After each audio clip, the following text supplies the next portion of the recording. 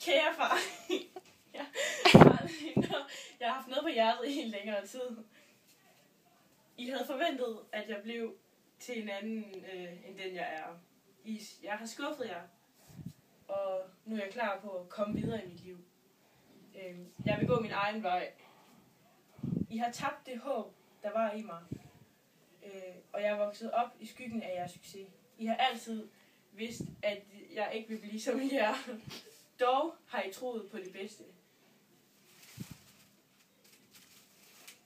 Jamen min søn, hvordan kan man forestille sig dig klare sig i den store verden, alene og uden støtte og vejledning fra din mor og jeg, til at bære den daglige byrde bestående af at sørge for levebrød og tag over hovedet? Vi har opdaget dig. Nej, vi har opdraget dig efter dine færdigheder, baseret dig i egne miljøer, sådan at du senere i livet en dag vil takke os. På trods af det vælger du alligevel at skuffe os. Jeg har ofte drømt om et fremmed sted, hvor folk de venter på mig, og der er plads til mig, og folk lader mig være mig selv. Folk tager imod mig med åbne arme.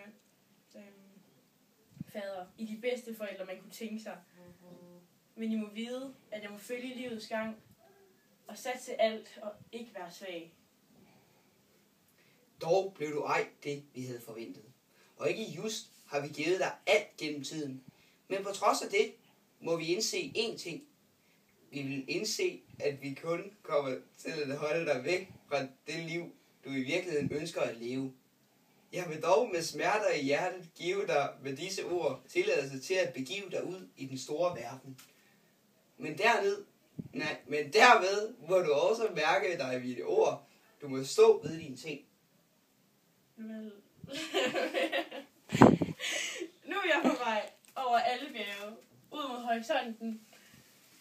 Jeg må være stærk og stolt som få. Dog vil jeg gå med varsomme skridt. Min gang vil blive langsom og tung som den sten, der har præget mit hjerte i alle disse år.